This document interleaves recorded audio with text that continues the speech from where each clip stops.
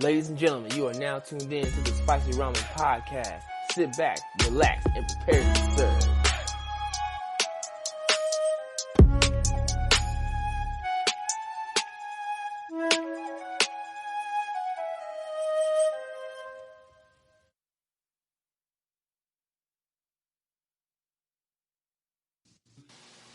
Welcome, ladies and gentlemen, to the Spicy Ramen Podcast. This is Justin Love here. I do have my closest, nearest, dearest What friend, up? JP. What's And good, Shaq. people? Yep, and as these past few weeks have gone, we just want to say thank you for all the people who have been protesting, all the people who have been speaking their voice, and who have just been showing their light, showing that they matter, and showing that their voice can be heard. We love and appreciate everyone who has been either through internet, Facebook, Twitter, Instagram, or even on the front lines, just making sure any comment section that y'all come crazy in, we here for y'all. But since it is Father's Day, I just wanted to, as always, since we did Mother's Day, we did a little Mother's Day special. We definitely want to do the fathers in anime. But before we get into the episode, naturally we have to start it off right. How was y'all week? What's been going on with you? I just left a protest. I was in downtown Milwaukee, marching. Boy, he done did about 5 miles, boy. Woo! Boy, you better than My me. feet I would start singing Negro spirituals, boy. Ooh, they gonna learn today. Way in the wall. Come on, Zach, you join in. Way in the wall. And all the children. But yeah, so I was there with my girlfriend, marching, doing the thing. And all in all, I've been going to, I always go to black businesses, or at least I'm pretty good about going to black businesses or giving my money to black businesses, but that's all I've been doing this week. And training. Same old, watching, finally finishing Soul Eater. I'm getting to where people say it's like, all right, you watch until this part and then just go straight to the manga if you want to get the good part. So I'm on like episode 32. I think episode 37 is where they say you should switch to the manga because everything else is kind of just filler. But yeah. Sounds like Boruto. Boruto is don't watch at all until Momoshiki, and then it's read it, don't watch it, watch Momoshiki, then stop watching and go back to reading. So, for our listeners, if you can make like a diagram of how to watch Boruto to where it makes or at least where it makes it enjoyable. Yeah. But yeah. And how about you, Shaq? What's been going on? Well, for those listening, know that I am still active duty military, and once again, it's time for me to get up and bounce again. I'm getting ready to leave my current location and on to the next within the coming weeks. So I'm just mostly just working on that and everything. I'm still supporting the movement as I can, and I know this will be a huge announcement. These two already know, but I'm gonna wait till the end of this recording to make that announcement to kind of be a big surprise for the rest of you guys listening in. This is a big deal. Amen. Be quiet, Justin. This ain't about you. So wait till the very end of this recording to hear my special announcement. That if you've been listening to this podcast for a long time, will blow your mind. Amen. And I think I am up. This week has been kind of the same thing that JP's been doing. I did breakfast, books and breakfast in Louisville. If anyone, I am not going to explain what books and breakfast is. What I want you to do is to look up what books and breakfast is. Please look it up. You can start this in your own state and or city. It is a federally funded thing, so please look up what Books and Breakfast is. We have one in Louisville. Shout out to the people who run it. It was a huge thing, along with doing the Mother's Walk. I watched the Mother's March. I didn't do the Mother's March, but I definitely was there, witnessed, and enjoyed. I had to go, obviously, due to family, but just been speaking my mind. If you follow me on Facebook, not so much IG, but definitely Facebook, I have been giving a lot of food for thought. Again, just trying to spread wealth of knowledge and just being a true ally to the people around me. Obviously, this is a big topic to talk about. So, naturally, my diarrhea of the thumbs have been active. Outside of that, I've just been, enjoying the fact that I have a beautiful daughter and a lovely wife, and just been in a family man lately. I've been dedicating every Saturday to my family, and it's been going good. I've been loving every second of it. But that's been me, and continuing that conversation of being a father, getting into the anime episode. So, the first dad, and y'all could tell me if this really counts, because I just like him because of who he is, and what he did for the first, I want to say, hour of him being a father, and that's Minato Uzumaki. Okay. No, you did. That right. Minato Namikaze. Yeah. Yeah. Because the mom, see, look, JP on That's it. why I corrected. Go ahead. I tell you, when it comes to Naruto, I'm on it. I'm gonna let you have it, man. Go ahead. Be great, my brother. Be great. Go ahead and shine, my brother. I'm gonna go ahead and breathe on my monocle and then Go dry ahead, it my off brother. on my shirt. Speak from the book of Shaq. Yes, from the book of Shaq, ladies and gentlemen, from the book of Shaq. It says here today that the name is Namikaze.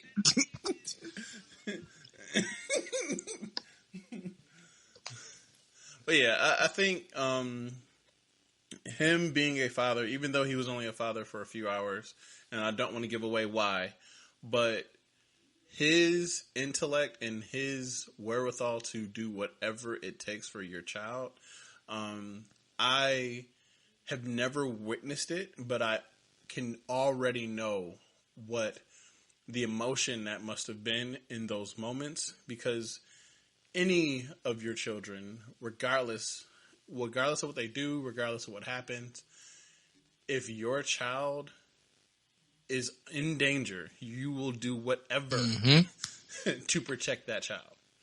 And he did one of the biggest things I think a father can do. Again, don't want to give the spoilers. It's been out for over a decade. I feel like you should already know. But right? Still, like, trying to give, I was gonna say, we got someone that we know that hasn't watched Naruto yet. Yeah, exactly. Man. So, listen, I was gonna y'all don't understand. Like, I really, y'all know the other person. She was more mad than I was. I tried. I've been trying. Y'all see in there. I've been trying for years, but he doing good though.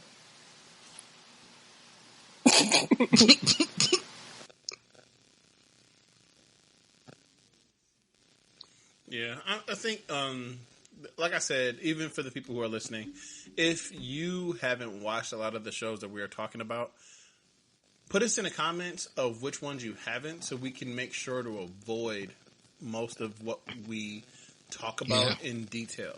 We already don't. We really give you like a scratch surface of the animes that we're talking about, but I just want to make sure that, especially key pivot moments, even though this is like episode 1 that I'm talking about. But that first episode by itself is referenced so many damn times. Yeah.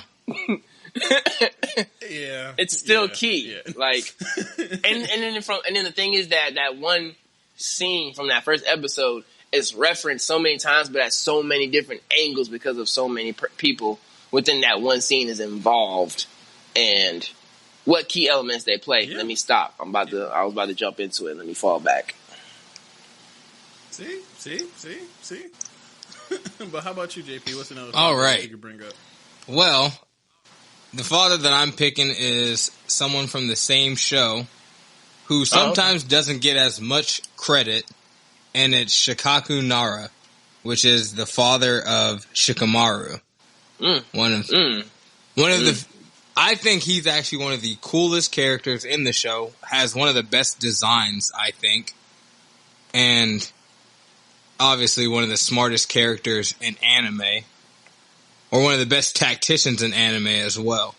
Because he really ain't the strongest, but he's been able to take out some strong people or be a part of some battles where without him, they'd probably all be dead. But, right? The whole universe. So, I think... What? No, go ahead. Oh, the number one thing I loved about Shikaku was that he never told Shikamaru to not play with Naruto. He never involved himself in that, and he allowed Shikamaru to make his own decisions. And I think that was big because, as we all know, this isn't a spoiler. If you don't know this by now, that there's seriously an issue. But Naruto, due to certain circumstances, he was looked at as a nuisance. And, highly discriminated. Yeah, highly discriminated against, and they just treated him like shit. And we can go ahead and cue in the swing by the tree. The swing of despair.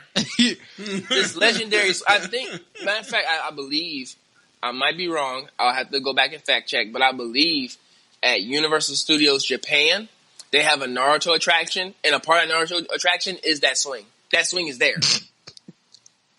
I'll have to fact check, but I believe that swing is there for that purpose.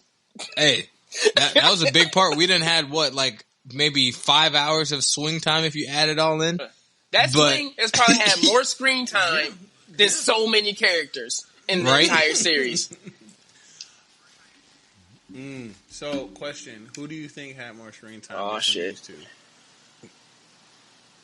Kakashi's dogs or the swing? The swing. That's not even a question. Yeah, damn. Yeah, you're right. I wanted to jump back and caveat off JP with his choice.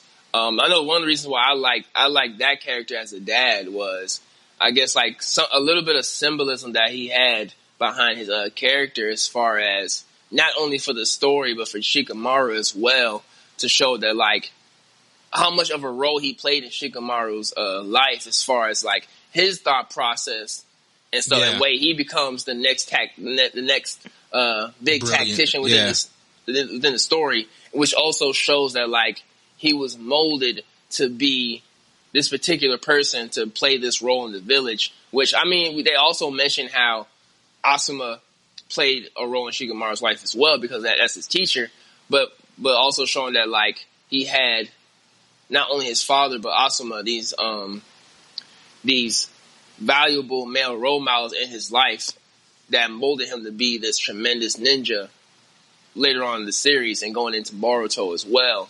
And I believe that's one of the awesome things about those type of characters, especially the fathers in anime, that are able to make such an impact in a character that you think is just a side character, not really doing anything, but turns out to end up being this tremendous character that a lot of people love. You know what I'm saying? And being able to show, because Naruto is known for a whole bunch of flashbacks, but showing that part of his upbringing and his thought process to show how Shikamaru is to this day, and then doing the same thing for his kid in Boruto, but with a more livelier wife. Yeah. Because Shikamaru, I'm gonna be honest, y'all niggas done hijacked my character. What you mean, bro? Tell me why the whole time I was like, these niggas speaking facts, but I was like, I swear to God, if y'all tell the point that I was trying to get before I get to. That's why I held back. I was like, because I know there's one main piece that we didn't say. Because I was like, Shaq was deep in his book. He was deep in that. He was like, I'm about to tell these. See, we left. We got in the book of Shaq and we ain't leave. I told no lie, everything that they said is facts, and that is also that's actually a point that I didn't even have in my thing. I kind of just like forgot about it because I was thinking more of like the big moments, but I forgot about the fact that he was molded to take the position, but his father did it in such a good way that it was almost like a seamless transition. Mm-hmm. But which pretty much goes into what I was going to say about there's a moment where Shikamaru loses someone that is very close to him. And at first it looks like his father is being a dick and almost poking him. But once you realize that he's poking him and gets the reaction that he wanted his son to actually accept what happened, feel all the emotions that he's feeling because his son was trying to fight it. Shikamaru, obviously, was trying to fight it. And he knew that that was not healthy. It was not good. And he would not grow if he just stayed in the past and was trying to repress all his emotions. So that, if you guys ever have a chance, if you watch the show or you can find the scene, just say Shikamaru, Shikaku, Shogi. And it honestly, that should be like a Grammy award-winning scene. Is it Grammy? Yeah, or is it Oscar? I think it's both. Oscar. I say both because people be sleeping on some of these emotional scenes in anime. The music was good. Grammy's the music. Grammy's music. But the music was good, and so is the music is good too. Shit. Yeah. So that's one of the biggest things. And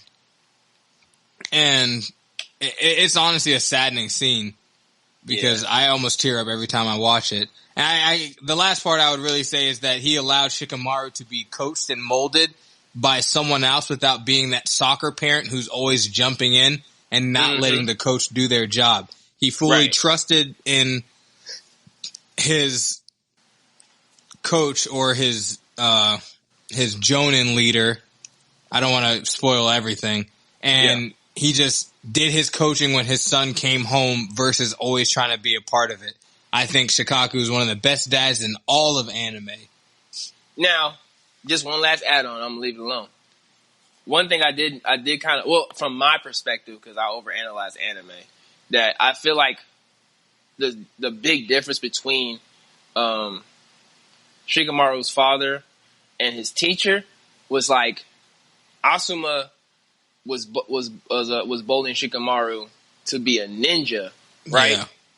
But his father was building him to be a leader. Because at the same time, his dad was in charge of the Nara clan, which played a role in the village. Even though they only lightly touched it.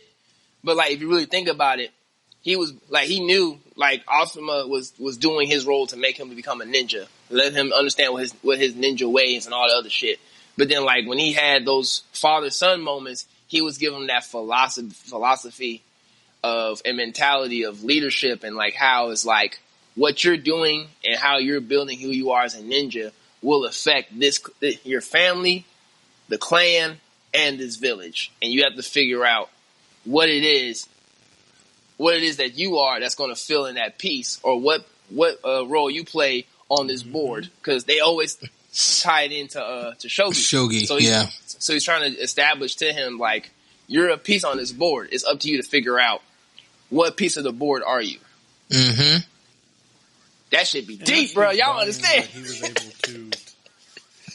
Yeah, like he made a generational based game that can teach so many life lessons and still have that interaction with your child. Like, I would love to have. I can't wait for my daughter to get older so I can use Pokemon or any of the games that I play to give the life lessons the way that he did. Understanding that you need a good defense in order to have a powerful offense. Knowing that whatever decision you make, even if it is a sacrifice of a person, to have tenfold something coming in the background. Yeah, again, I don't want to get into the detail, no long tangent, but yes, I just love him as a character and how he was able to use a simple game and knowing what to protect with Asuma. I think that was because we all wondered something that's like, what the hell was said? And then it still went back to shogi.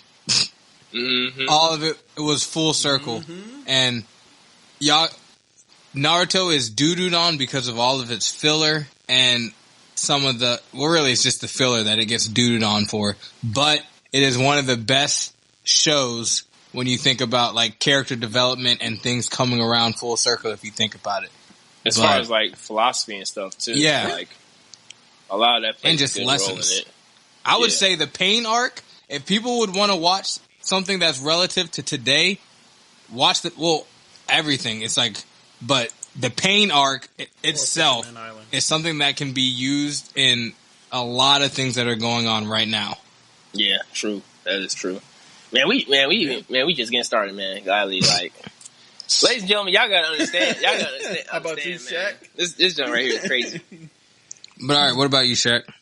Man, this one is my personal favorite, man, because I feel like this character I'm about to bring up is how I'm going to be as a father. But this is Maze Hughes from Full Metal Alchemist. Yes, man, this is like one of my top choices right here, man. Because like, for those who have not seen Full Metal Alchemist, whether it be the first one rendition or Brotherhood, Maze Hughes is a military officer. I believe he's a major. Was it major or colonel? No, he was a major. Mm-hmm. He was a major in the military who can do his work really well. He's a highly respected officer, and he is a diehard, proud father and husband. Like every time, he has those serious moments, and like he's played a couple of very serious roles within the storyline of Full Metal Alchemist. But like at the same time, he makes time for his daughter and his wife. And I feel like because of how he is and how he acts, I feel like I would probably one day be that officer when I have my firstborn child, or if I have a daughter. That's how I'm gonna act in the workplace. This guy is really respected because he seems to have that really good balance of military work and his family life. And for those listening, may or may not know that a lot of us in the military, the balance between family and our military work is a very difficult and challenging thing. And just like, to see this, you know what I'm saying, portrayed in an anime in such a nice way, I believe it gives that positive light on that topic as far as how the difficulties and challenges and stuff like that, especially towards the end with this character, which I am not going to spoil, but let me tell you, whoo, God. But like I was saying before, I believe this is the whole devotion to work and family. I believe this character has showed the ideal of what a lot of us as military people would love to have. Yeah. Because I believe he is truly that symbol of someone who has a balance of military work and family. And you see it. You see the dedication to both. Yes, you see it and you learn the work that he had to do to get it. And then... Yeah, I wish I had that type of balance. Like, because I always feel like I'm failing at one.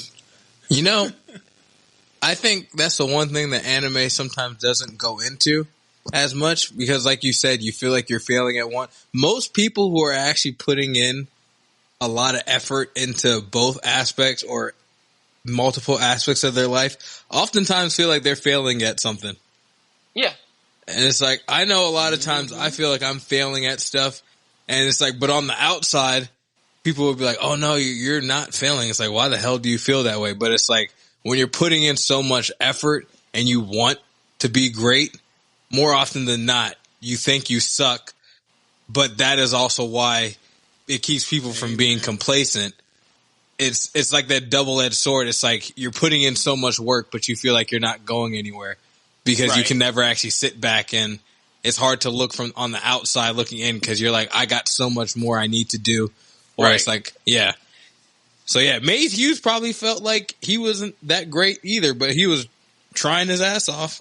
And no matter what happened, like, he was always like mad positive, man. Like, yeah.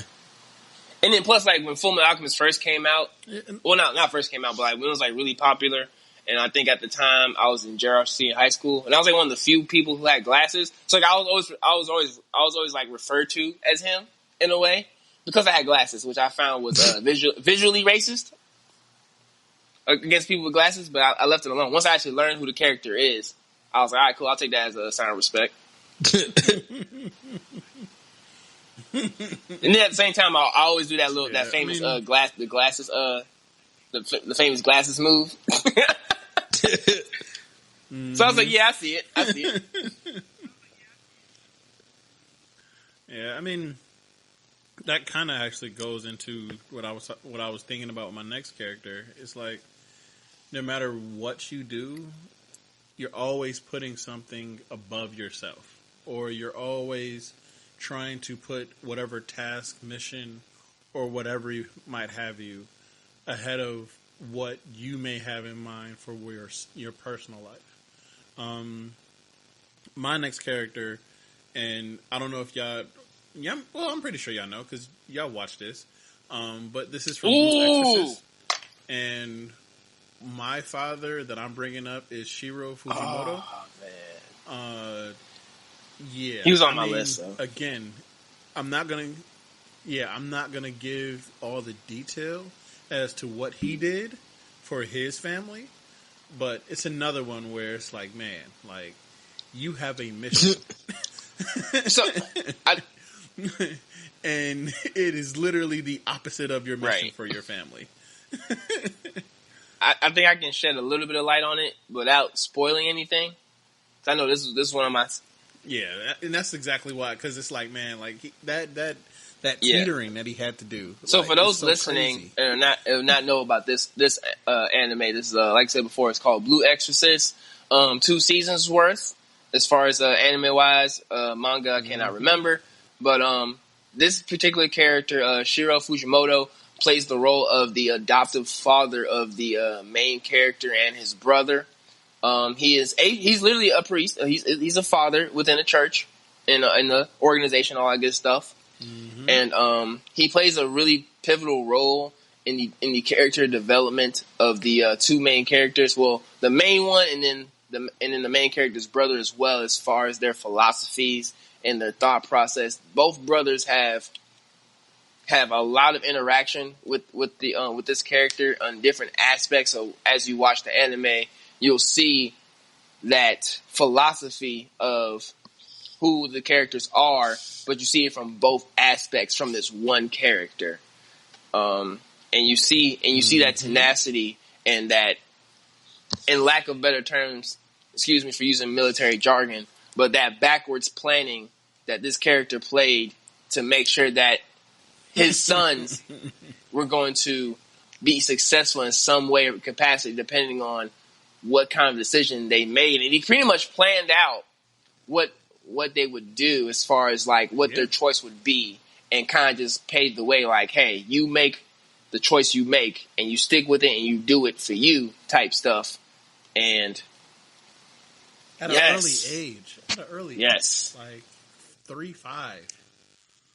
Man, again, I know a lot of people trash on anime dads, but there are a lot that, even as a father, me personally, I take into consideration when I'm trying to understand the philosophy of patience, understanding, and that knowing that regardless of what your child may do, everything that they're doing is never out of hate, never out of wanting to attack the person that they love.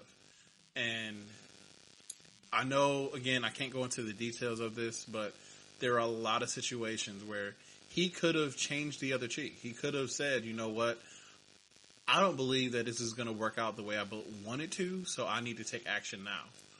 But he didn't. Instead, he just doubled down on what he believed in. And it paid off so much in the long run. But man, it took a lot. Oh yeah. Boy. But yeah, once again, that character is from Blue Exorcist. I think we've mentioned this anime a few times before in the podcast. Really do recommend. I believe this series is available both on Netflix, and Hulu. So make sure you guys check it out. Amazon Prime too? I gotta check it out. Yeah. I think so. Oh, you haven't seen this one, JP? Mm-mm. This one's dope. I would say this one is pretty dope. Yeah, this one, see? it jumps right in. Like, that first episode jumps into the feels, bro. Like how the first episode of Attack on Titan was, it does that. But like, I gotta check it out. With the shits. I gotta check that out. I'll say that's definitely a good one. But what's your next one, JP? So this one is actually kind of hard. Quick. Can we do pseudo parents? Like adoptive parents? Yeah. Oh, yeah. Yeah. Like that's really that's what he was. Okay. He was a biological father. So this one is actually from a newer anime, which I didn't really think about it, but when I was really getting into it, Naofumi Iwatani from the Rising of the Shield Hero. And I see what you're going with. He's not a father, I see it. but there's a character named Raftalia who was pretty much, she was being traded he bought her from a slave trader. Yeah. And took her in as a companion pretty much. And as we found out in that show, her race of demi-humans are treated like complete crap.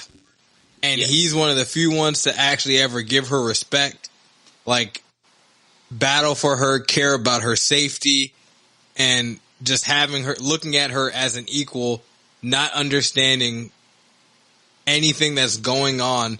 He probably doesn't, he eventually learned, but it's one of those things that he was so just nice to her that she was willing to do anything for him. Mm-hmm. And I do think that's a big thing because as we know, I can't talk too much on it because I haven't experienced it, but for kids that are adopted or something, she was a slave first, you don't experience love. You don't get any of it. You become like a shell of yourself, which is you see with dogs that have been through a lot of stuff. They open up more once they get love that they have never actually received. And that is what happened with Naofumi and Raftalia. He was giving her the love that she had never seen, and she's a badass. It's if y'all watch the anime, she's a badass. He can't do the stuff without her. And I just think that was really dope. And this one is really short because I actually wanted to add someone in. Is that cool? Vegeta. Yeah. Man. Listen, we might have to save him because I can go on about him. Because everybody, it's always that argument about if he's a good dad or not. He's had some bad dad moments, some really bad ones, but then it's he's a Saiyan and his dad wasn't even that great.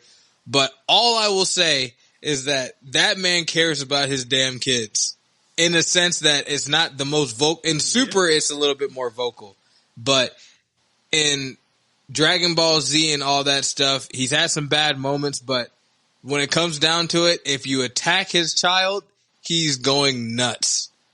And I think that's what Justin was talking about. Parents have a thing in them where it's they're babies. You go after their babies, they're going to try to rip your head off. And that is what Vegeta is.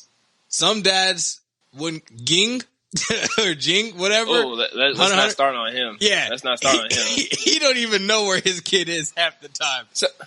So my thing with Vegeta as a father, and I sometimes use it as my argument as far as people saying about him being a good father or not, is the fact that is it because him playing a role as a father is also a part of how his character development was going within the story because first off I feel him as a father is one of those he was starting off as a father based off of his own traditions, but then realizing because of how times are different and times change that he also must change, not for himself, but for the people that depend on him versus his children, which is something that can be interpreted into today's society. You know what I'm saying? The way he was treated by his dad, King Vegeta, was pretty much that you were saying, be strong, kick ass, or don't come back home. Yeah. So, you know what I'm saying? You can see the stead saying hardship that he was doing for Trunks, but then realizing that, okay, maybe I shouldn't be doing the same thing my father did, but change it up because, one, he's on a whole different planet. Two, the way things there on Earth is entirely different than how it was when he was on planet Vegeta and stuff with the Saiyan race. So now it's more so of like, instead of him raising Trunks to be a warrior for the Saiyan race, he wants him to just be a tough person to protect the people he cares for. Because that's what he had to learn as a character to help better himself, you know what I'm saying, once he started hooking up with Bulma and stuff like that, because apparently she got the magic cheeks that changed the killer to a daddy. He said, wait a minute. You know what I'm saying? Wait a minute. De-escalation zone 0. Bro, she done, what's the word? She done housebroken a savage, bro. But, getting back on topic, it shows that, like, it shows that certain aspect of fatherhood to where, like, the way you were brought up may or may not be the best way to bring up your children, because there may have been some things that you went through that you shouldn't have your children go through, because there's certain stuff along your life that you learned that you need to make sure they learn ahead of time. Like I said before, Vegeta teaching Trunks to be strong for the sake of others and stuff like that. And you know, he still does the tough love, because I know in Dragon Ball Super during the Goku Black arc, when that future Trunks, I don't think this is too much of spoilers, but it's kind of just like still adding on into my point. That'll let me know if I'm in the spoiler territory. But like, once future Trunks went back in time to talk to Vegeta and Goku to tell him about the situation, he sees how strong they are, and Vegeta notices that, like, oh, if you guys are this strong, I don't have to be strong. And then Vegeta comes back at him and is like, don't think that way. If you just depend on other people to solve your problems, how are you getting better? Then what happens the next time something happens? What happens the next time someone needs to be saved? You always gonna have to run back. Yeah. Right. You need to get to a point where you can be where I am, where you can handle business by yourself. And I know a lot of people didn't probably see that scene that way, but that was like one of those, once again, those big character development situations for not only Trunks, but for Vegeta, in the show that, like, he wants the best for his son, because, like, yes, he's not doing the old Saiyan ways with him, but, like, he's trying to evolve it to where, like, we're still proud because they can still handle business. You know what I'm saying? It's like, you will get help, but don't run for it, because you Don't might not expect get the help all help. the time. Yeah, exactly. It's like, be strong enough to where you can do it by yourself. If you get the help, cool. If you don't, you can still handle business. Right. And really, that's all a parent is supposed to do, in a very natural, raw sense. A parent is telling a child. What? And is telling a child to have them go search for the answer. Yeah. Wait, what happened? Wait, are you saying or are you asking? Because it sounds like you're doing one of those answers that's a question thing. Yeah, I was lost. I was like, what's going on? No, I really hate when, like, my wife even does it to me, and I know it's like her natural parent instinct to be like, well, did you go for it? Justin taking out his natural frustrations. He's like, oh. I got the Caillou fist going. Yeah, I did. Yeah, Arthur fist, my guy. I'm about to say it's Arthur fist, my guy. Come on. But that, I mean, like, the way I look at it is like, what does a lioness do with her cubs? Teaches them how to hunt the proper way, so they can hunt for themselves and get strong and go on to do whatever. And it's like, with all different animals, it's like, I know we're not lions, but we are animals. We just can think, and we have a conscience. But it's like, you want your kid to be prepared for life in the events that you're gone. Right. And that's what Vegeta does. Yeah. But what about you, Shaq? All right, so my next one, Yeah, my next character, not many people might not know of this one, because I know this isn't really a huge anime, but I know this particular character that's a part of this anime, one of the main characters is a really cool anime dad, and that is Kotetsu. Hold up, Kaburagi from Tiger and Bunny. I know the title sounds crazy as fuck, but it's actually pretty good. This is a superhero anime before My Hero, actually. It's a quick 20 episode anime. This is around 2010 or 2000. I think 2011. This is around 2011. And Kotetsu is one of the main characters. He's pretty much a single father in the story who balances his fatherhood with his younger daughter, who they explain the mother passed away and everything, and if he's not taking care of his daughter, his mother is, and everything. But he's pretty much in the balance of his superhero life and fatherhood. And like I said before, this is a superhero anime, and he's like a superhero, but like he keeps his identity a secret because he wants to make sure that like no villain can threaten his daughter. Cause that's pretty much all he has left besides his mother as well. And he keeps that a secret from his daughter as well. So that way she's not really always like, I would say like nervous or worried for his well-being and stuff like that. And like I said, he continuously like has that like, you see the struggle within the series and stuff like that. Cause like it would be a whole bunch of stuff that the daughter has to do. Like she'll have a recital or some kind of special event going on in school. And he tells her like, I'm going to be there. No matter what, I'm going to be there. But then something superhero wise comes up. And either he doesn't make it or he makes it at the last minute, and he tries his darndest to make sure he can redeem himself in any way or fashion and stuff like that. And then I'm not going to spoil the show, but you see that development within the relationship between them, and you know the daughter's in that teenage phase where she's like, okay, whatever type stuff, but at the same time like she's not like fully rejecting him because he's all she has as well. But you really see that relationship grow, and you see that that constant struggle between him being not much of a secret superhero, but a superhero nonetheless, and him being a diehard father to make sure he does, because pretty much all the stuff he does as a superhero is for her and stuff like that. Like he pretty much like portrays himself as, I won't say a complete bum because he actually dresses pretty good in the show, but he's kind of like one of like the lower tier characters within the story, but like I was only because like most of the stuff that he does and he has, it goes straight to her and goes to him second. You know what I'm saying? So you see that level of dedication and stuff like that, and commitment that he has because he knows he's in that role to where like he can't fail. You know what I'm saying? Yeah. And that like he has to be successful, not because he wants, you know what I'm saying, he wants to be the number one hero or he wants the fame and the glory, but only because like what he does affects his daughter. You know what I'm saying? And that's really a respectable thing that they really portray in the series. Once again, the name of it is called, like I said, the name sounds funny. It's called Tiger and Bunny. It sounds silly, but it's actually a pretty good show. It talks about like the whole business and corporation aspect of a superhero lifestyle. Like I said,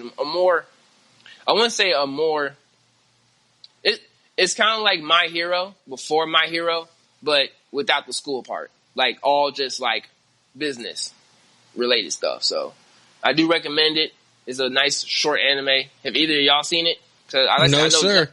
Because I know not a lot of people talk about this one. Like I came across this one random day, and I was like, I gotta check this out. This is before, and like I said, this was before My Hero came about. That sounds interesting, though.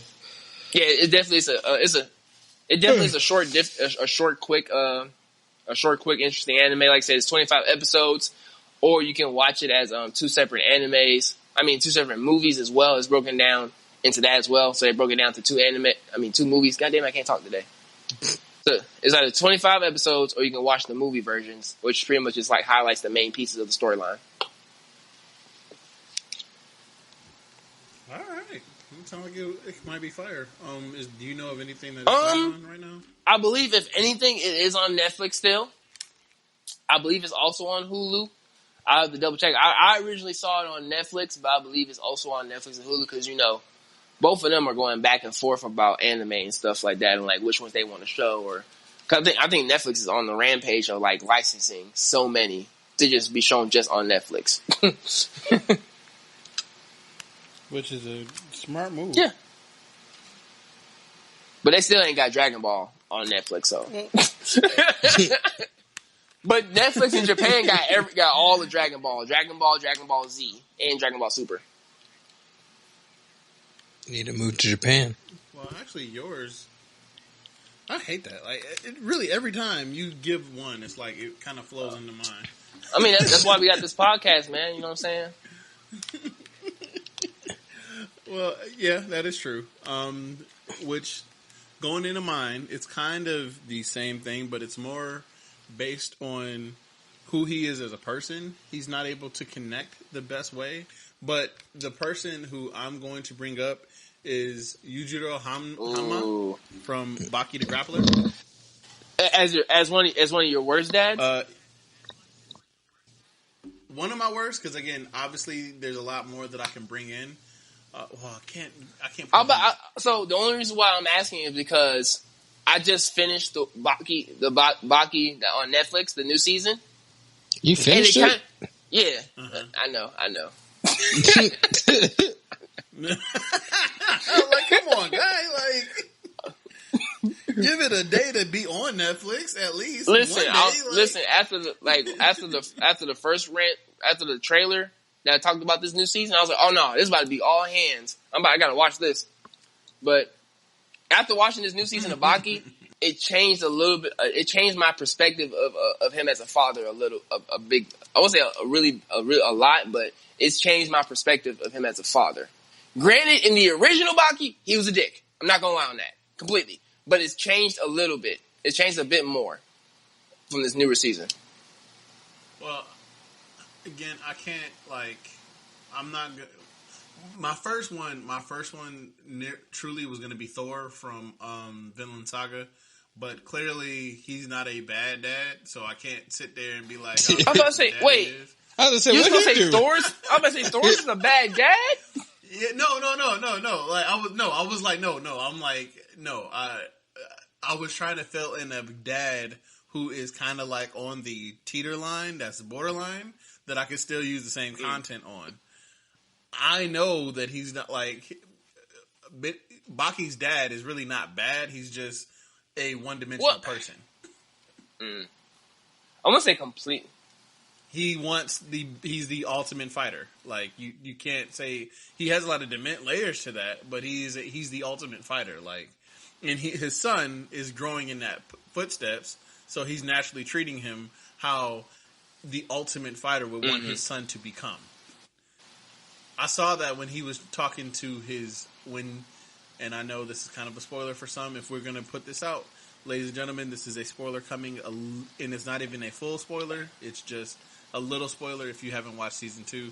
But the way he was talking to his son about him finally linking with his girlfriend for the first time, I could tell that he truly, genuinely loves his son. It's just he has his own form of parenting skills, which is, I'm going to make you the best fighter. That's what I'm saying. Like he's one of those gray area guys. Yeah. There's a lot more. I can just say goon freaks. Like, there's plenty of fathers who are way more trash than he is. Jing. Oh yeah, he's Jing. Yeah, no. I mean, like goon freak's father. Yeah, Ging. But I mean, should we just? I'm gonna just keep going with it. Yes, I know he's I'm gonna say one of my worst dads right now. I have yet to see the new season. Hopefully that comes up. But putting your son in these situations, granted, I understand you know how powerful you are, so you already have that mental connotation of what your son is going to be. I get that, but there's some situations where even me as a father, there's no way in hell I will let my daughter be in. And the first tournament, how he treated his son in the first tournament, I know this is not Netflix So what I'm talking about has nothing to do with Netflix. This is prior to Netflix of what happened prior to. Oh, hell no, fam. So I'll clarify a little bit for our listeners. He's still talking about Andrea Hama from the Baki series. So just for quick clarification for everybody listening, if you're only familiar with Baki through Netflix, understand that there is that is only a continuation of the original series that came out back in I believe 2090s. I believe it might even be farther than that. But there's a series of Baki that came out before the one that's on Netflix. That is a continuation. What Justin is getting ready to explain is the original Baki that came out. That's before the Netflix continuation of the story. Yeah, and even again, I'm the type to never really fully explain what happens, but what happens between father and son in that scenario is he teaches him a lesson of how strong he is. And in that process of teaching him a lesson, he does damage. And again, I know there's a lot of principles that people have as to how to handle those situations. And he was a distant father. Oh yeah, very distant. Throughout the entire life of Baki. So for him to take the way he did it, again, I'm not giving a lot of detail, I know. But for him to go about it the way he did, just for me, it was like, dude, what are you doing? Like, you have no... what you're doing right now is not needed at all. Like, and he made sure that the people that he was working... what he was doing inside the ring, he wanted to make clear, like, no, you can't mess with me. Get it, got it, cool. He did that, wholeheartedly did that, but was it necessary? And even me as a father, there's no way in hell. I get what he was trying to do. I understand and it worked out. It worked out, but I don't know. Fam. I don't know if I can do that. And once again, ladies and gentlemen, this is from the original Baki series, which is called Baki the Grappler. This is before the Netflix rendition, like I said before, around 2001 to 2007, just for clarification. Mm-hmm. But yeah, I think he just, again, I couldn't do what he did, but I understand from a parent perspective what he was trying to accomplish. I still think it was trash, but cool. Whatever. Who's up? It is I that is next. And get him. I love mentioning this guy because he's the worst piece of shit ever. Wait, are we doing the main event character or are you doing somebody else? Oh, okay. So if we're gonna go, I'll go and put this guy as one of the worst dads. I think Grisha Yeager from Attack on Titan is pretty shitty. Oh yeah.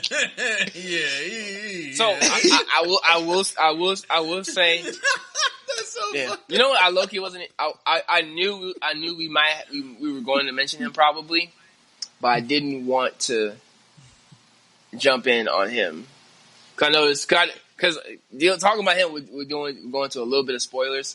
And I know there's still a couple people who's trying to catch up before this the next season Attack on Titan comes out.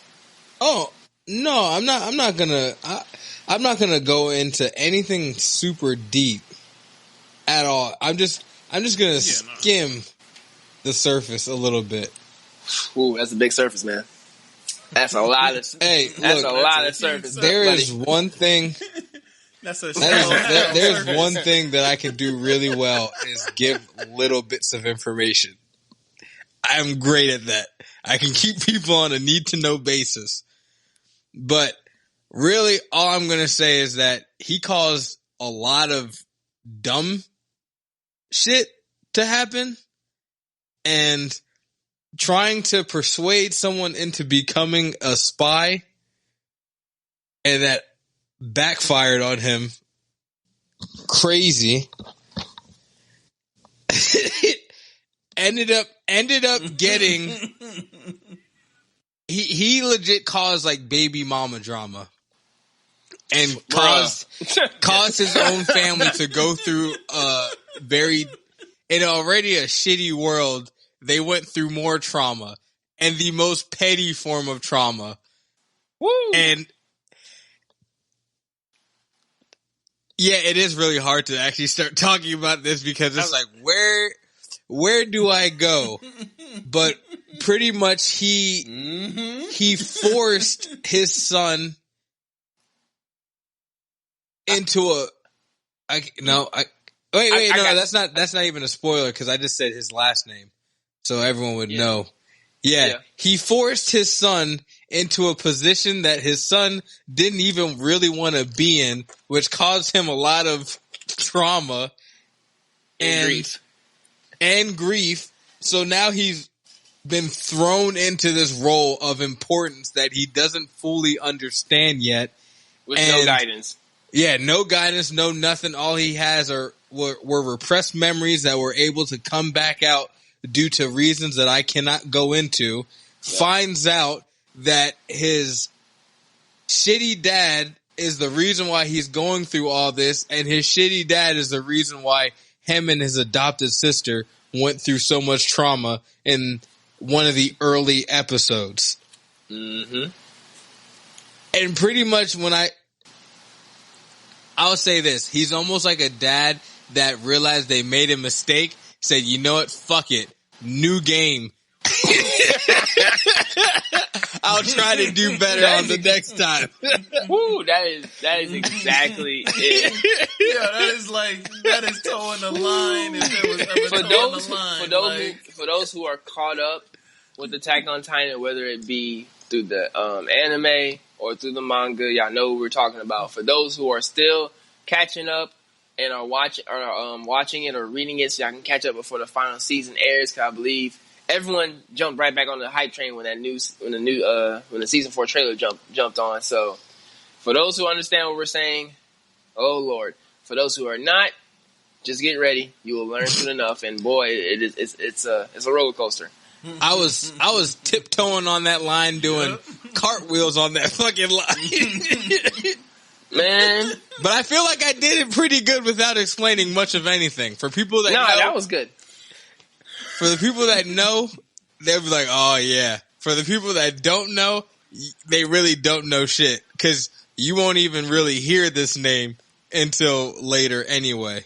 Right. Mm-hmm. Well, I'm proud of myself. I know on YouTube, there's like one or two people on YouTube who do a lot of anime reviews, and one dude, I'm gonna send y'all the link to him.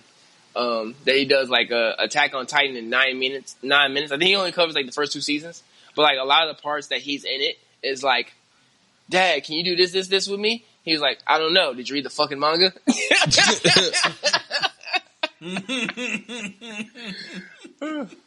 Which fits, man. Which fits. I don't know, but this might be relevant later. And it's sad that it does. Dad, how come I can't do this? I don't know, but this might be relevant later. Let me stop.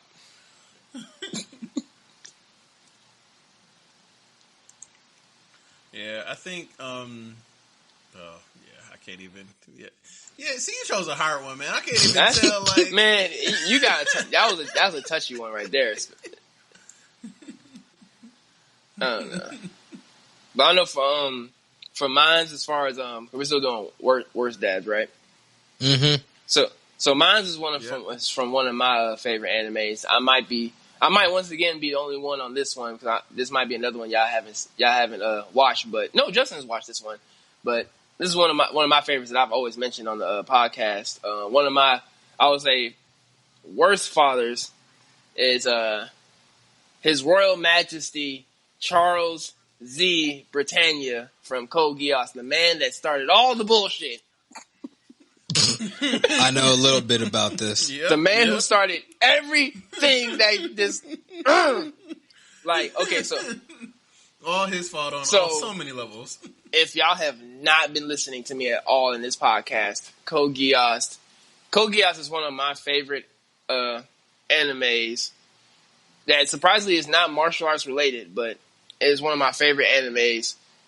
And this particular character, Charles Z. Britannia, is the main antagonist of the story. And the role he plays as he's introduced and the role he plays as you learn the story in depth is crazy. And you see a lot of stuff that he's done. First off, as a quick synopsis of the story, is where Code Geass, for those who don't know, Code Geass is the story of how the country of Britannia, Britain at this point pretty much, starts taking over the world. And Charles Z. Britannia is the monarch who starts all of this bullshit. And he has multiple children. And pretty much as a father, he challenges his children. Well, pretty much I will say one, he makes most of the children under his rule become some type of general of some sort, so they have their own military to go out and conquer, other countries or whatever. But it's just all for his personal benefit, and then all the other children under him are trying to become the next king under him. But I can't go too much farther than that now because that's going to go into spoiler territory for Code Geass as well.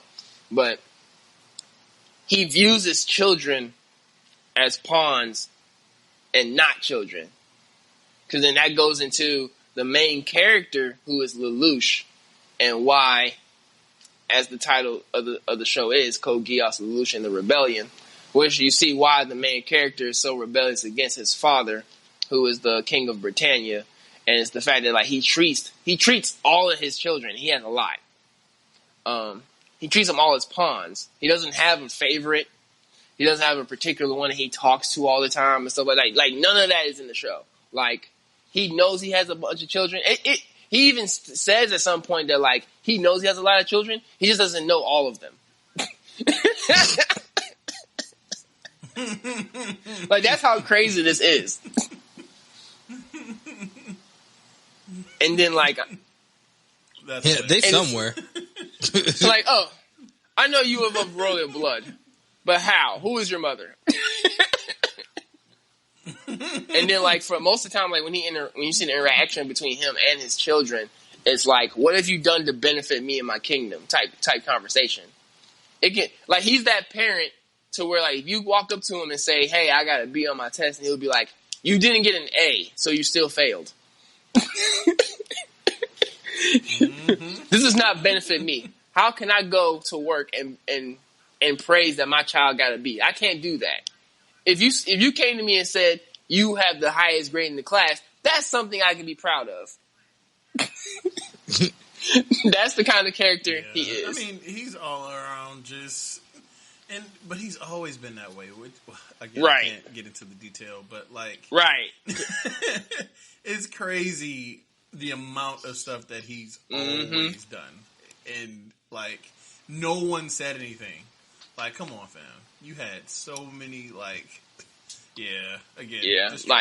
this is there's a lot of characters in anime that do certain things and they try to justify the reason behind it. But this character, he is fully aware of what he's doing. He is fully aware of why, of how people view him, and just does not care.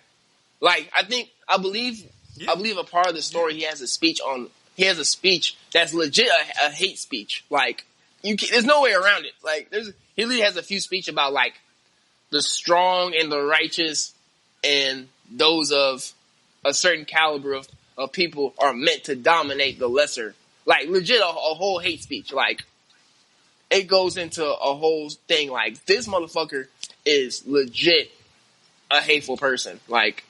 Not him hating everybody else, but he says shit that you will generally just hate him for. If Donald Trump had an anime, it's him. Let me stop. It's just stupid stuff that he decides to. I want to do. Dude, are you I'm gonna leave. But with that, once again, this is Code Geass, Evolution of the Rebellion. This is around 2006, 2007, about 2 seasons, both about 20, 25 episodes. If you have not been paying attention, I recommend. This is one of my favorite animes of all time. Check it out. Yep. All right. And I think that leaves us with our main event. The shittiest dad ever. So before we go to our main event, I do have one more character I think we need to bring up before we go to the main event, because I think we've mentioned him before, or at least we've mentioned the anime before. I gotta make sure I got his name right, but I believe we need to go on him for our main event, and that is King Molremark from Rising of the Shield Hero. Oh God, yeah, he's trash. Once again, this is another anime that we've mentioned on the podcast that we highly recommend. Rising of the Shield Hero, a recent anime that came out in recent years that we highly recommend. King, I forget his first name, but King Molremark in this series is such an asshole that I can't go into too much detail of what he's done because it goes into spoilers as well. But this is a king who, one, believes the most biggest bullshit from his daughter, and I'm talking about the evil one. I'm talking about the evil one. For those in the series, know what I'm talking about, not the good one.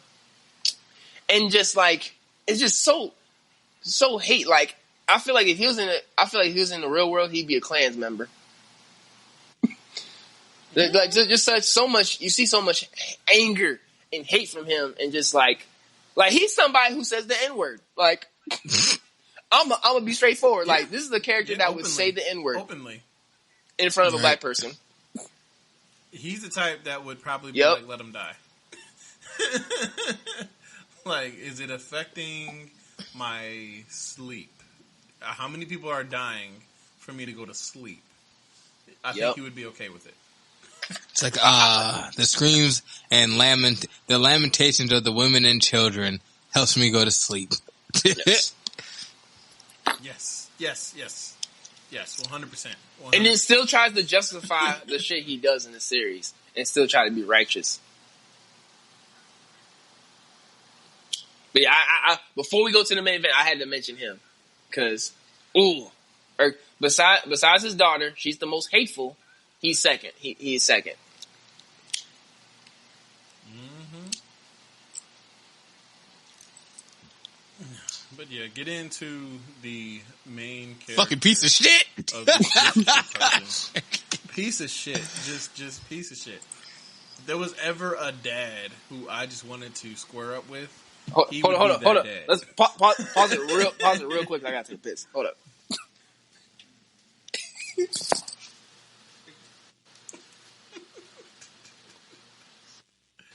So, right?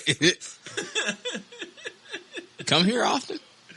It's about 11 o'clock trying to finish this out. Oh, yeah, shit. It's like...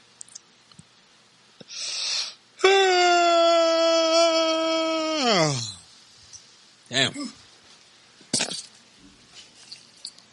All right, I'm back. Protesting makes you tired. Yeah. Like that. You think we want to be out here on this shit? It's like we can't stand this shit. Like people think it's like the dumbest protest I've ever seen is let us go back to work during a pandemic when we ain't got a vaccine. That was probably the dumbest one I've ever seen in my life. And counter protest. Yeah. Like you got to be some kind of a bum to do a counter protest to someone's protest. But I'm like, yo, this shit is tiring. We tired of racism, dog. We don't want to be our grandparents march. The hell you talking about? Right. It's like, I could have been watching anime and doing other stuff, but no, I'm out here supporting the cause because y'all don't want to get in line. But anyway. I believe there's a picture of a female with a sign saying like, I have to stop watching anime because you racist fucks won't learn. I believe that's a sign that someone had word for word. That's hilarious. But back to our regular programming. This motherfucker right now. You dirty bitch. All right. Do we want to do a breakdown on why we hate him real quick? I was gonna say, Well, first Okay. Oh yeah, we do. Okay, we haven't just done that. We can All right. say who he is, and then it can just be a roast session. Each person, we go in order. Each person just says whatever. We can just do it like that. Just a freestyle roast session. And it can be random things about him too. Okay, so Right. It ain't gotta be on. Oh my bad. the my person. bad. Oh, you good. The person that we're going to be talking about today, who is the piece of shit of the decade, and yes, the decade. I don't think there's anybody who will ever take this person, who is Shao Tucker from Full Metal Alchemist. If you ever think you are a dad like this, just come see me. Just come see me. I'll personally help you out, man. I'll personally help you out. But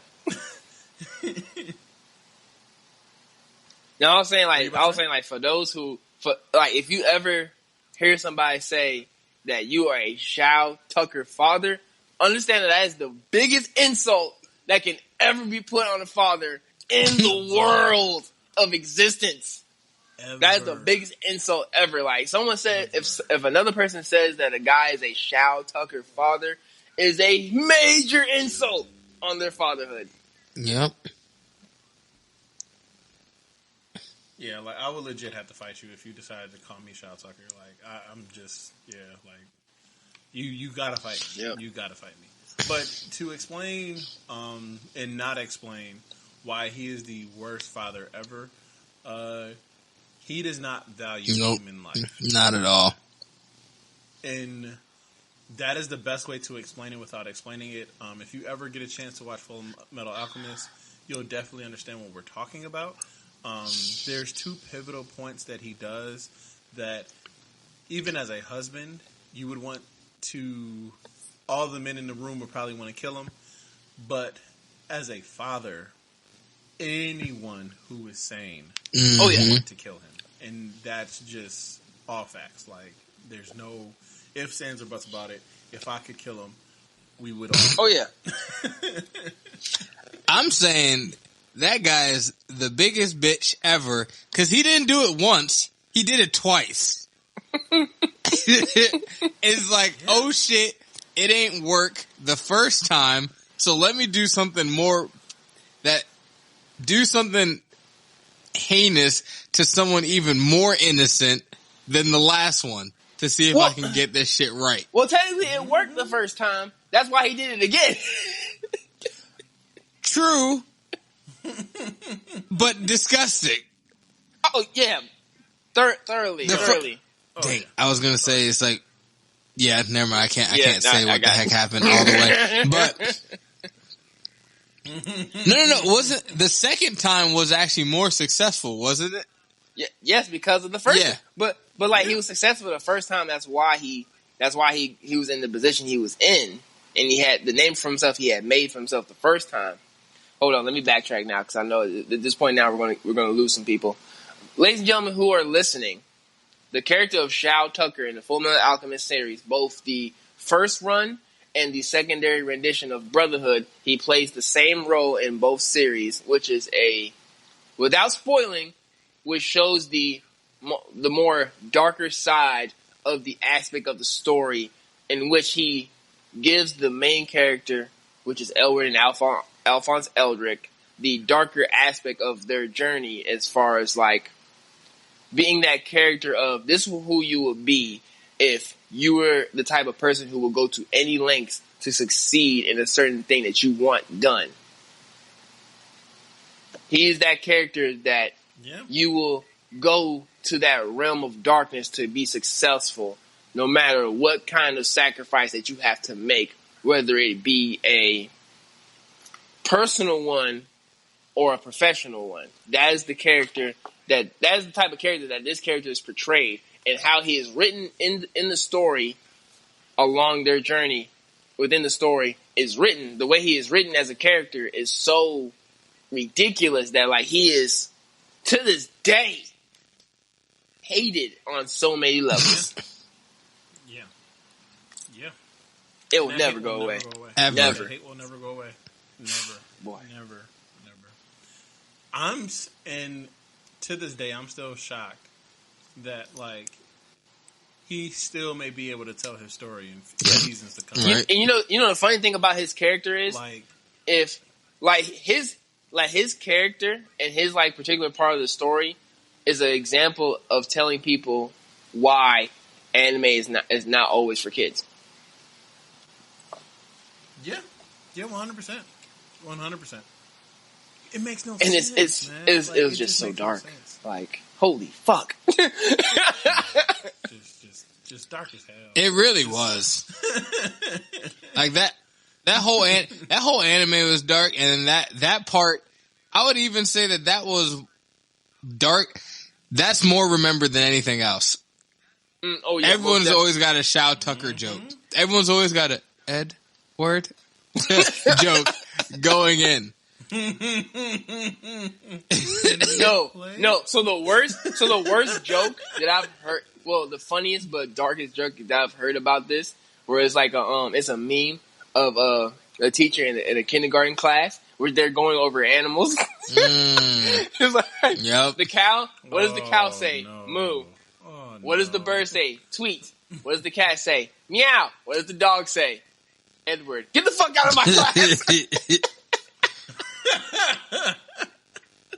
I mean, we can laugh about it now, but oh my god, man! Like when it was happening, even in the live action version, it was like, yo, like how could you? So to be totally honest with you, one of the reasons why I have not yet watched the live action version of Fullmetal Alchemist is because of that scene. I don't think I can emotionally handle that live action. I watched it and it's it wasn't that bad. It was worse in anime. Oh, okay. I honestly thought that was gonna make that scene dark as shit live action. Like honestly, like if I was a writer or I was a director, I was like, oh, we about to make this scene dark as fuck. They gonna remember this movie. No, I want some tears. Yeah, and it was almost funnier. Oh, like it was creepy, but it was like, like it was creepier when I saw it in the show. The movie was just bad anyway. Okay. I would have made that, man. I would have took full advantage of that scene. Like, oh, we at what scene next? Oh, yeah, let's go. There's about to be some tears flying today.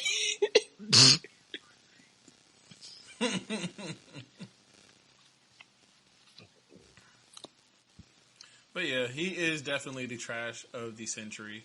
I don't think there's many that will ever come close to how trash he was as a human being.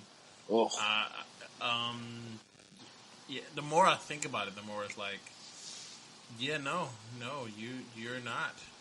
You're trash, sir. Like you're just you're that type of trash. Like, and there's nothing we can say that would ever fix it. Right. And just to reiterate, the reason why we say with such a passion that this character is just such a hated father is that, like, granted, like we said before, in a lot of anime, a lot of villain role playing characters do certain actions, but then you kind of get a semi understanding on their aspect of why they're doing it. But then you get some characters like Shao Tucker, to where like you see what he's doing and he knows it's wrong, but he still does it. Mm-hmm. Like there's no deep backstory behind it. There's no sympathy backstory behind it. Is that like he's doing this horrendous thing for his benefit, for his I can't even say sanity at this point because he's just fucking he was a madman. And so, and like one of the saying goes, it's always them quiet ones. He was definitely that quiet one.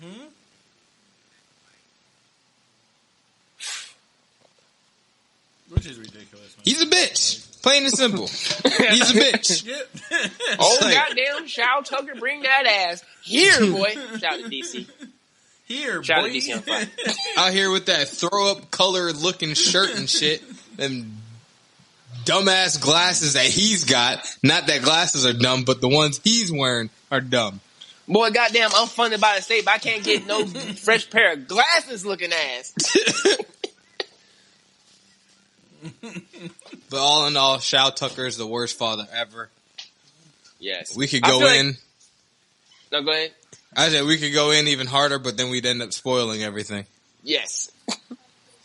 I feel like if there's any writer of anime and manga who makes a character and they sit there and think to themselves, how can I make a father character worse than Shao Tucker? We'll go into the darkest territory I can ever imagine. I hope there's no one that thinks that I need to make a father that's worse than Shao Tucker from Fullmetal Alchemist.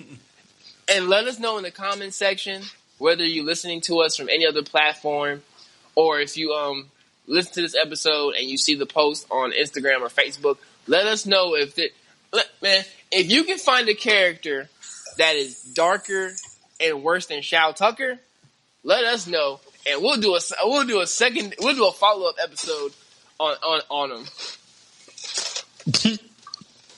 Because like if y'all can give us a character that's worse than Shao Tucker, I gotta learn about it. I gotta learn. I'm gonna have to. And I'll give you Virgil Sense. Oh yeah, y'all not on Twitter. Yeah. I ain't gonna lie to you, I ain't on Twitter for real. Okay, yeah. You threw me off. I had an old man moment like, hold on now. What sense? You talking about money, boy? What? A Virgil. Well, I'll explain that after. Okay. I'll let the show be concluded before I go and explain it. All right. Damn shame, man. Oh my goodness. But yes, this has been the Father's Day special. I just want to thank everyone who has been tuning in. And if you listened up to this point, we really appreciate y'all because y'all are able to nerd out with us and then just enjoy the conversations that we have. I know we can't say this enough, but we appreciate everyone who is supporting people who look like us and who want to just have that black girl magic or that black boy joy. Thank y'all for listening. Please comment, like, subscribe, follow, hit us up, have conversation. We're always listening. Is there anything that y'all wanted to put out? It's never too late to educate yourself on racism in all forms systematically and also just the personal racism. It's never too late to learn. Black Lives Matter, Justice for George Floyd, Breonna Taylor, Ahmaud Arbery, and everybody else that's lost their life to police brutality. That too. Mm-hmm. How about you? So, reiterating a little bit from JP, as we go through these times within not just your own communities but the world, please know that true peace cannot be achieved without true understanding. Yes. And that continue to love yourself and love each other. We thank all who have been supporting us, continue to support not only us, but other content creators within the anime community, and respect them and their content, because we are all on the same path to the same destination. We're all just taking different roads to get there. And since we've gotten to the end, I will I'll say the special reveal that I've mentioned earlier this episode. If you got to this point, for those who have been loyal listeners who've been listening to the podcast for a long time, y'all all know I love to talk shit about One Piece. About who? Y'all know I enjoy talking shit about One Piece because that's first and foremost Justin's baby. And as of recent, disrespectful. I do it out of kindness. Because first and foremost, if you've been listening, you should know that I have nothing against One Piece. I just enjoy talking shit about it. It is fun. I was like you until last year. So as of recently, a content creator who I like to watch on YouTube, who does a lot of very well detailed systematic analysis of anime. His not Instagram, but his YouTube page is called Totally Not Mark. He's a very well respected YouTube content creator who does a very great work on analytical content for anime, which is similar to how I do it here on the podcast. And he has recently done some synopsis of the One Piece series, and since then I've started to watch his explanation and dive-ins of it. I haven't really officially watched an episode, but I've started watching synopsis of a couple of the first couple story arcs of One Piece. But do know that once I do dive in and I start getting the information I need, I might be dangerous when it comes to this. Because y'all know I will get the details. I will get every ounce of detail I need. So I'm not saying I started watching One Piece, but I've started watching some things about it to to not learn more, because I got a okay understanding to my aspect that I want to stand so I can hate it responsibly. You ain't gonna hate it. I'm not saying I want to hate it, but like I just like to talk shit about it negatively. Oh, yeah. And I just got my two-step going because it's like... Justin over here, like, we are finally going to come full circle of peace. Nah, I'm still... Cause like I told y'all before, I still know I'm gonna like it. I'm just more enjoyable of not liking it. But yeah, for those who've been listening are like, man, he needs to hurry up and watch One Piece, man. He need to hurry up and watch One Piece. We're taking the early steps. It's small. It's very small progress. Maybe one day it'll come. When y'all start small sharing progress more, is progress. It sure is. Just watch an episode, my guy. Nah, I'll wait till we get like 500 people. Yeah. We get to 500 followers on Instagram. You wildin'. You heard that, people. Help us work this out. 500. We might not get there. And no, not because I don't believe in us, but because we're facing so many things in 2020 that I don't know if y'all know, but Russia declared a state of emergency over an oil spill. Oh, shit. Listen. And yeah, it happened. I just found out about it a day ago. And it's state of emergency. U.S. is saying they're going to have to help. They're saying that it could be decades before it's cleaned up. It's huge. So 2020 done thrown another curveball at our ass. What the? Bruh. So if you're listening to this, you can definitely timestamp what's happening, like what we're talking about. But 2020 is literally just a history book, month after month after month. Editor, like it is literally a history book editor. Like every month, it is something new.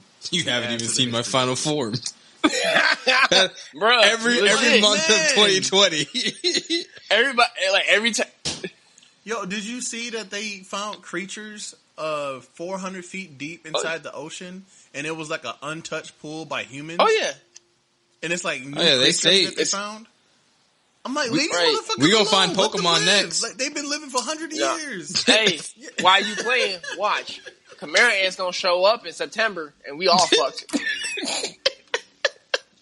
Yo, man, like, because they don't even take bullets to kill them. Like, I got. You gonna be like, mirrored him? It's gonna be something where like they're gonna say a president or something got killed by some weird creature. I'm like, oh, it's the Chimera Ants. Fuck it, I'm out. I ain't prepared for this. Mm-hmm. Like, how disrespectful you gotta be, man. Like, Shaq being from Atlanta, just go to Zone 6. You'll be safe there. Listen, the first. Just go ahead over to Buckhead. Listen, go ahead. Something pop off. I know who to call. Like, hey, yo, what's good, fam? You know what time it is with a two-leg, huh? He calling Gucci Mane. The old one, not the clone. It's like, no.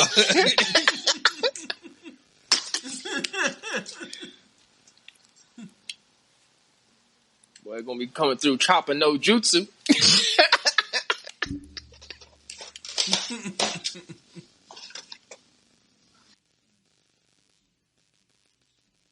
But this has been the episode. Again, thank y'all for listening as always.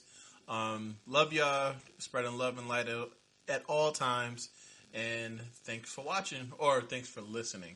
Depending on if you're on unless YouTube. You close your eyes and and start using your imagination. Imagination. Imagination. All right, as always, keep it spicy, and peace. Later. Peace.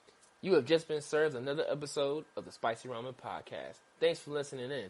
Make sure to follow us on social media platforms of Instagram, Facebook, and Twitter. And listen to more episodes on Podbean and Spotify. If you want more, follow us on YouTube. Leave a like, comment, subscribe. Hit the notification bell too, so you can stay tuned to all of our latest episodes. Until again, keep it spicy.